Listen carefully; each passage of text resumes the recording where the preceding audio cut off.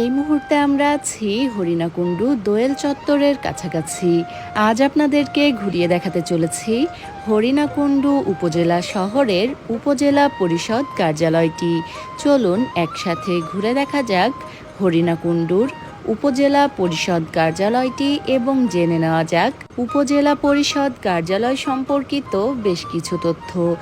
বরাবরের মতো সম্পূর্ণ ভিডিওটি জুড়ে আপনাদের সাথে আছি আমি সাবিহা সুলতানা মুক্তা। চলুন তাহলে একসাথে ঘুরে দেখি হরিণাকুণ্ডু উপজেলা পরিষদ কার্যালয়। এই মুহূর্তে আমরা আছি উপজেলা পরিষদ কার্যালয়ের প্রবেশের মূল গেটটির সামনে। চলুন এবার ভিতরে প্রবেশ করি। উপজেলা পরিষদ বাংলাদেশের প্রশাসনিক ব্যবস্থার একটি একক অংশ। একটি উপজেলার প্রশাসনিক দায়িত্বে নিয়োজিত স্থানীয় জনগণ কর্তৃক নির্বাচিত পরিষদ উপজেলা পরিষদ নামে পরিচিত। এই মুহূর্তে আমরা আছি তেমনই একটি উপজেলা পরিষদের মধ্যে। এটি হরিণাকুণ্ডুর উপজেলা পরিষদ। এখন আপনারা দ্বিতল বিশিষ্ট যে ভবনটি দেখতে পাচ্ছেন এটি হলো হরিণাকুণ্ডু উপজেলা পরিষদের মূল ভবন। হরিণাকুণ্ডুর দোয়েল চত্বরেই রয়েছে উপজেলা পরিষদের এই মূল ভবনটি। মূল ভবনটির সামনে রয়েছে ছোট্ট একটি ফুলের বাগান। বাগানটিতে ফুটে আছে বাহারি সব ফুল। যাই হোক, চলুন এ পর্যায়ে জেনে নিই উপজেলা পরিষদের কার্যক্রম সম্পর্কে।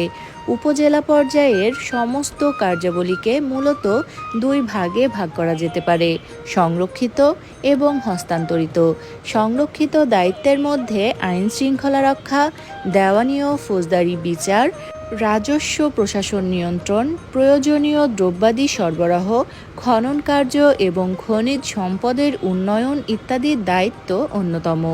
অন্যদিকে হস্তান্তরিত দায়িত্বের মধ্যে পঞ্চবার্ষিক পরিকল্পনা এবং উন্নয়ন পরিকল্পনা প্রণয়ন ও বাস্তবায়ন, আন্তঃ উপজেলা সড়ক নির্মাণ ও সংরক্ষণ, কৃষি সম্প্রসারণ ও কৃষি উপকরণ সরবরাহ এবং সেচ ব্যবস্থা, স্বাস্থ্য ও পরিবার পরিকল্পনা সেবা ব্যবস্থা নিশ্চিতকরণ, বিশুদ্ধ খাবার পানি সরবরাহ নিশ্চিতকরণ এবং পয়ঃনিষ্কাশন ব্যবস্থা প্রণয়ন ইত্যাদি কার্যক্রম অন্তর্ভুক্ত।